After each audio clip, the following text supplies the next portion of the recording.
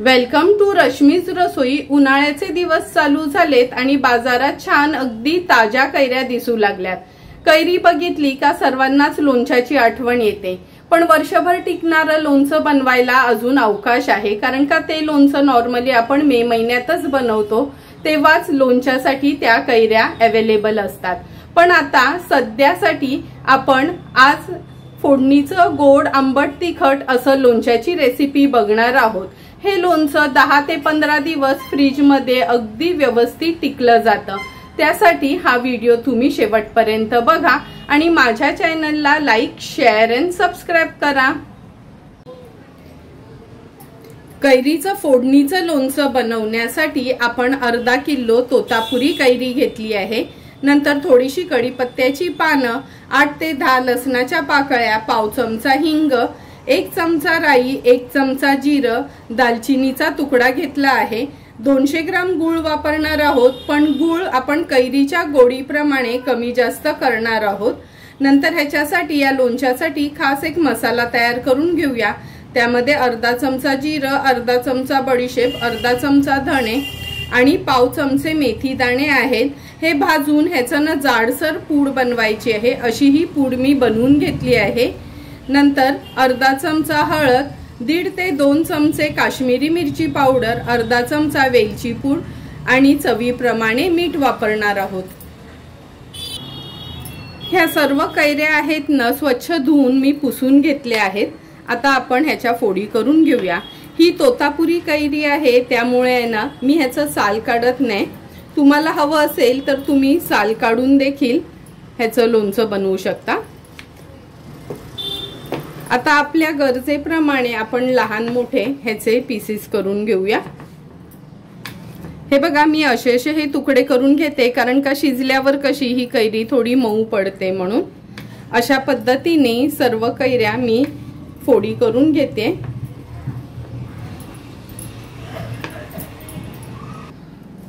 सर्व कैरीच्या फोडी आपण करून घेतल्या आहेत, हे बघा अशा, आणि सर्व एकदम छान अशा पांढऱ्याच निघाल्या आहेत। आता लगेचच ह्याला फोडणी देऊया।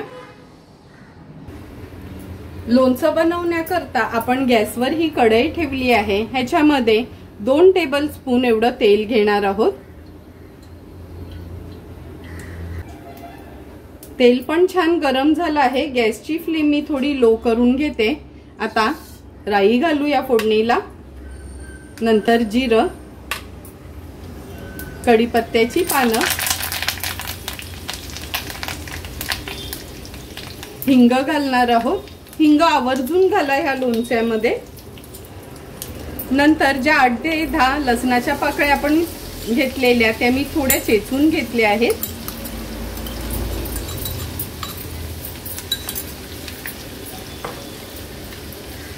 नंतर दालचिनीचा 1 तुकडा घेतलेला, ह्याचे थोडे छोटे तुकडे करून घेतले, ते फोडणीला घालूया।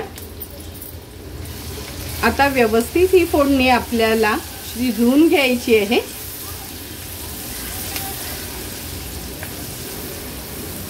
हे बघा, लसूण पण तेलावर थोडासा आपण असा परतून घेतला आहे।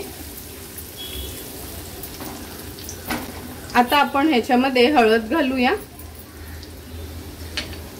नंतर काश्मीरी मिरची पावडर 2 चमचे घेतली आहे मी, आणि ना मगाशी मी तुम्हाला हे लाल मिरची पावडर तिखटवाली विसरलेली दाखवायला अगदी अर्धा चमचा घेतली आहे। नंतर हा आपला लोणच्याचा जो मसाला आपण तयार केलेला तो ऍड करते। व्यवस्थित मिक्स करून घेऊया।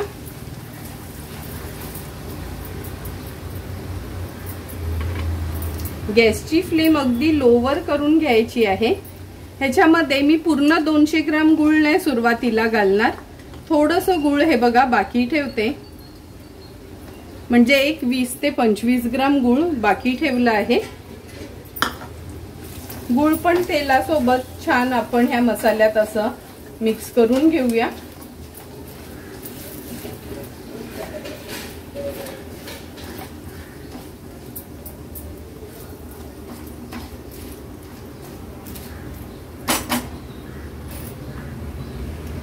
मिक्स करून झालं की ह्या कैऱ्या आहेत ना ह्या ऍड करणार आहोत। ह्याच्यात चवीप्रमाणे मीठ, आता व्यवस्थित हे आपल्याला एकजीव करून घ्यायचं आहे, म्हणजे मसाला ह्या कैरीला लागायला हवा।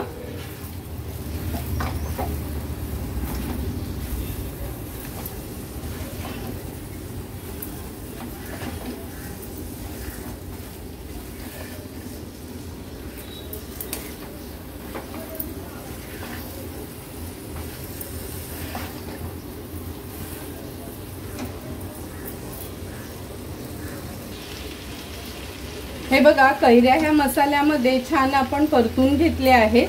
आता ह्याच्यावर झाकण ठेवूया आणि लक्षात ठेवा थोडंसं पण पाणी घालायचं नाही ह्याच्यामध्ये।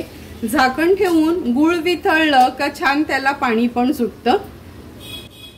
त्यामुळे अगदी गॅसची फ्लेम लो करून आपण ह्याला वाफ काढून घेऊया। 5 ते 6 मिनिटं झाले आपण हे लोणचं झाकून ठेवलं होतं। झाकण काढते, तुम्ही बघू शकता। हे बघा गुळ कसं छान वितळलं आणि ह्याला असा रस सुटला आहे। थोडंसं चाकून बघूया, म्हणजे आणखीन उरलेलं गुळ घालायचं असेल तर। चाकून बघितलं तर हे उरलेलं देखील जवळपास 20-25 ग्राम आपण गुळ ठेवलेलं ते देखील ऍड करूया, म्हणजे अर्धा किलो कैरीसाठी 200 ग्राम गुळ पुरेसा आहे।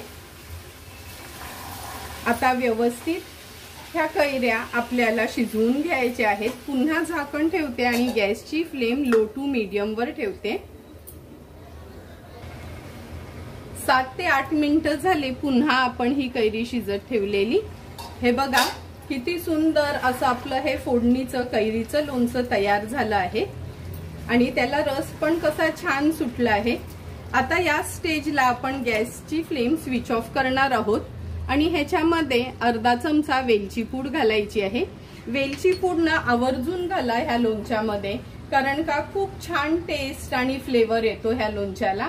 आता तयार झालेलं हे झटपटीत आपलं कैरीचं लोणचं आपण सर्व करणार आहोत। सुंदर असं तयार झालेलं आपलं हे कैरीचं लोणचं आपण ह्या बोलमध्ये सर्व करून घेतोय। तिखट वरण किंवा साधं आपलं फोडणीचं वरण भात असेल तर त्याच्या जोडीला हे लोणचं खायची मजा खूप वेगळीच असते। तुम्हाला पण जर मी बनवलेलं झटपट असं ह्या तोतापुरी कैरीच्या लोणच्याची रेसिपी आवडली असेल तर तुम्ही पण नक्की माझ्या पद्धतीने ह्या उन्हाळ्यात एकदा तरी हे कैरीचं लोणचं घरी ट्राय करा आणि मला कमेंट करून सांगा की तुम्ही बनवलेलं हे कैरीचं लोणचं कसं झालंय ते। जर तुम्हाला मी बनवलेल्या ह्या कैरीच्या लोणच्याची रेसिपी आवडली असेल तर नक्की माझ्या चॅनलला तुम्ही लाईक, शेअर अँड सबस्क्राईब करा। Thank you for watching my video.